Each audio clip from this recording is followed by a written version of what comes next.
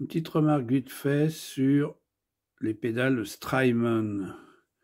Là, j'ai une Blue Sky. Mais c'est pareil pour les Time, je sais plus quoi. Attendez que je regarde. Ah oui, Time Live. Voilà, je vous montre. Alors j'en ai racheté des neufs. On peut les commander chez Strymon, heureusement. Alors ils sont pas très chers, c'est 4 ou 5 euros, je me rappelle plus exactement. Mais par contre, des États-Unis, il y a 15-20 euros de DHL et 9 euros de douane. Donc ça fait cher le potard.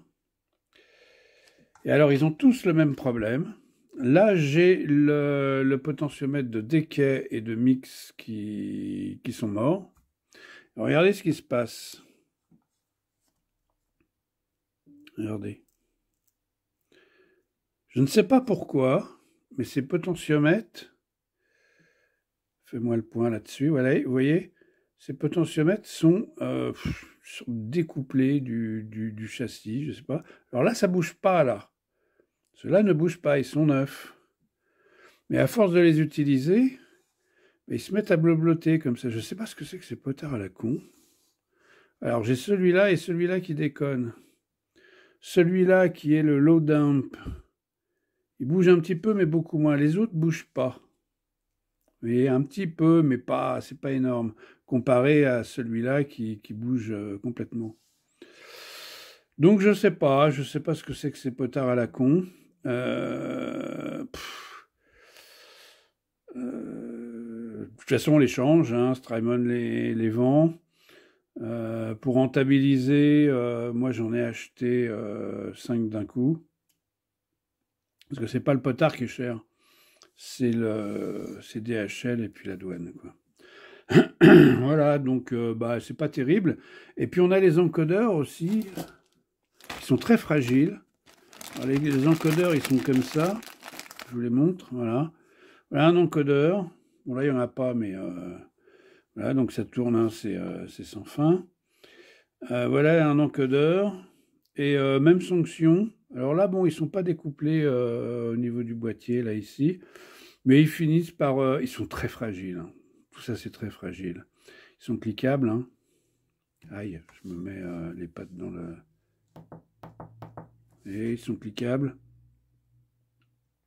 J'en ai acheté aussi, j'en ai profité. Hein. De toute façon, je suis sûr que je vais en avoir. J'ai déjà eu 2 Strymon en panne et je suis sûr que je vais en avoir d'autres. Donc j'en ai acheté un peu d'avance. C'est hyper fragile, donc faites-y bien attention. Hein, pour toutes les Strymon, hein, Blue Sky, l'autre la Time machin, Timeline, etc. Toutes leurs Strymon, là, elles sont très fragiles. Voilà, juste une petite vidéo pour vous attirer votre attention là-dessus.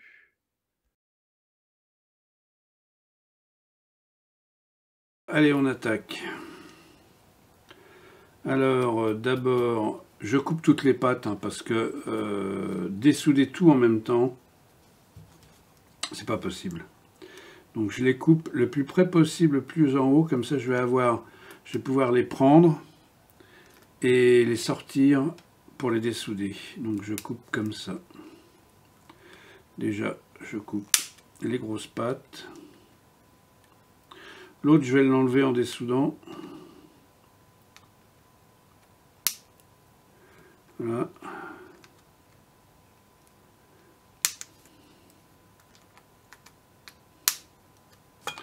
Voilà, donc là j'ai plus qu'un... Je fais ça parce que comme ça m'économise un truc à enlever. C'est juste plus pratique. Voilà. Voilà le bazar. Alors maintenant, il faut déboucher les trous. Ça, c'est super sympa à faire. Comme vous allez le voir. J'ai enlevé... non, je vais le laisser.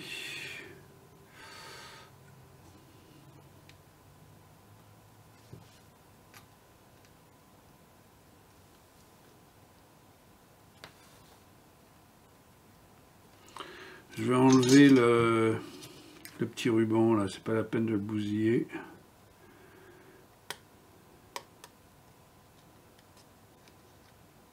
Voilà. Pour enlever le ruban, vous tirez les deux petits plots noirs là comme ça, clac, et ça sort tout seul. Il n'y a pas besoin de... Voilà, comme ça, on ne va pas le brutaliser. Hop, et on enlève chaque petite pinoche. Allez hop, on les vire. Et c'est pratique parce qu'on peut les attraper comme ça.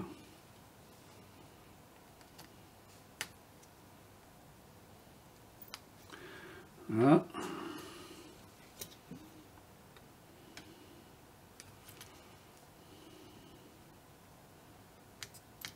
Voilà.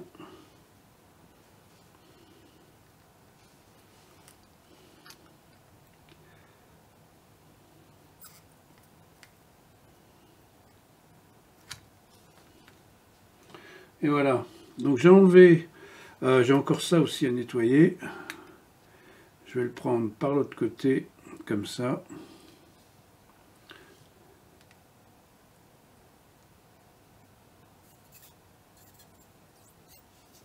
Allez, viens. Voilà. Et j'ai le petit machin. Alors maintenant, il faut déboucher les trous. Et c'est là où on s'amuse. Parce que les trous veulent généralement jamais se déboucher. Alors moi, je fais ça à la dresse à dessouder parce que la pompe à dessouder, c'est pas terrible. C'est un peu violent. Et puis ça marche pas mieux que la tresse à dessouder. Donc je préfère la tresse à dessouder. Au moins, c'est pas violent. Parce que ça m'est déjà arrivé à la pompe à dessouder d'arracher des pins. Elle chauffe.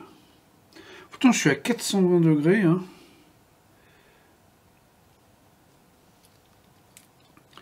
Cette putain de soudure, là, la soudure... alors, et il chauffe bien mon fer, il n'y a pas de problème.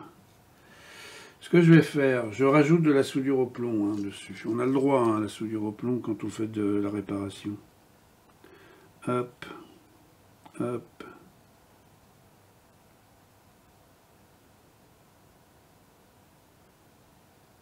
Il fait froid parce que les soudures sont ternes. Quand il fait froid, les soudures sont toujours ternes. Ce qui pose absolument aucun problème. Ce n'est qu'esthétique. J'ai pas mis le chauffage dans l'atelier et il fait bon, il fait 19, c'est pas extraordinaire. Hein. Franchement, j'ai l'impression que c'est le mélange des deux soudures qui fait ça, parce que regardez, ça j'ai déjà fait celui-là et les soudures sont parfaitement brillantes.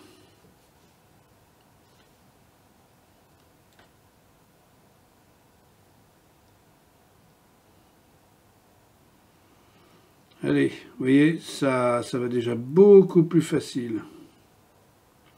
C'est la soudure au plomb, elle aide vachement. Vous voyez, j'ai déjà un premier trou de nettoyer. J'aime pas quand ça saute comme ça.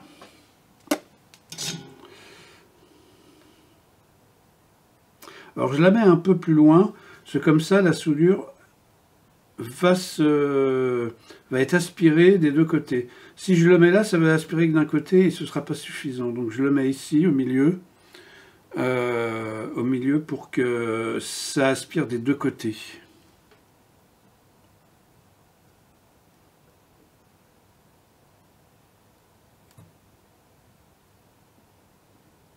Pareil là, je le mets assez loin.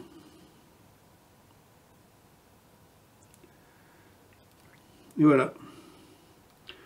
Je vais même encore enlever. Voilà, c'est propre.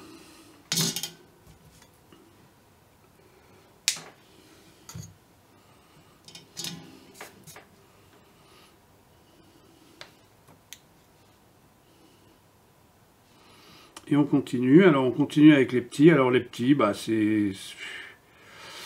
Des fois ça veut, des fois ça veut pas. Des fois j'utilise une aiguille. Ah bah celui-là était tout seul. On va faire l'autre. Ouais, génial, tout seul.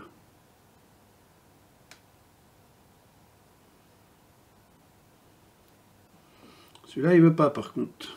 On fait le dernier. Et on va en garder un bouché, parce que je veux vous montrer le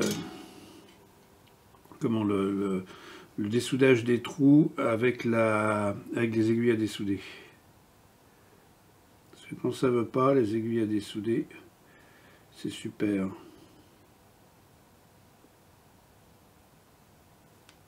Ouais. Donc j'en ai un là qui est resté bouché.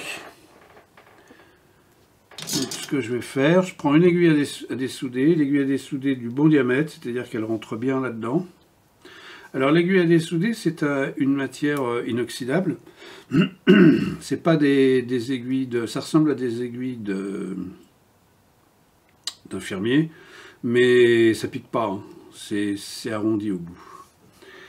Je la mets dans le trou. Comme c'est bouché, ben ça passe pas au travers et je chauffe. Et hop, mon aiguille est passée. J'enlève la soudure dessus qui n'a pas pris. Vous voyez. Et voilà, et mon trou est débouché. Super. Maintenant je prends du flux, off, je nettoie. Alors je me mets en dehors du truc parce que ça en fout partout.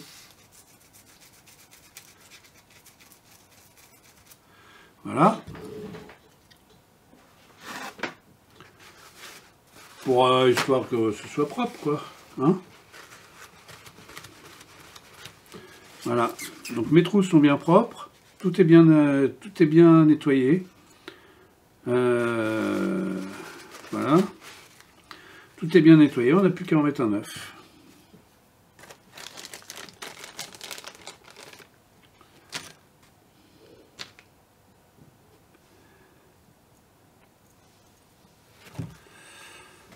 Voilà un œuf. Alors les pattes ici sont tordues. Je les détords parce que ça fait chier à chaque fois.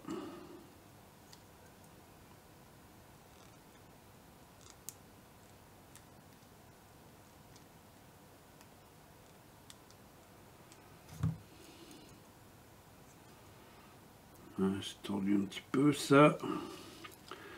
Voilà, puis on va essayer de les remettre correctement. Ah ben ça rentre tout seul.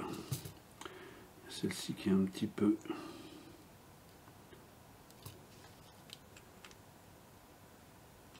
Voilà. Impeccable. Impeccable. Alors toujours une panne propre hein, pour souder. Voilà, j'appuie dessus un peu pour pas qu'il se mette de travers.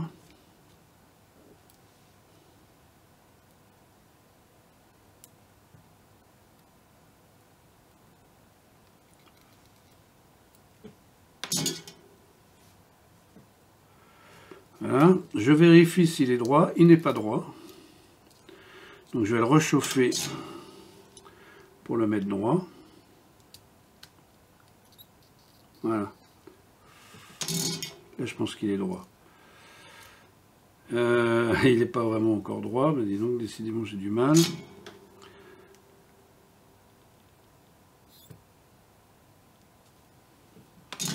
Il faut qu'il soit bien droit parce que sinon après il va plus aller dans le trou de la Blue Sky.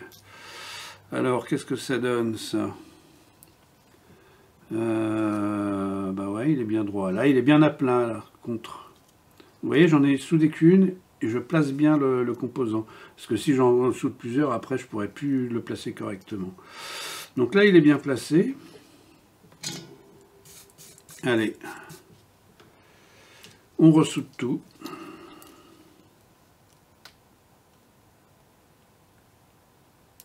Hop. Toujours une panne propre. Hein. Hop. Hop. Une bonne soudure, c'est une soudure rapide. Hein. Pas trop rapide parce qu'il faut que le support soit chaud. Voilà. Et voilà.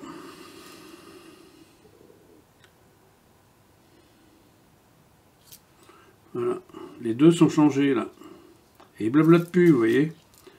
Ils ne bougent plus.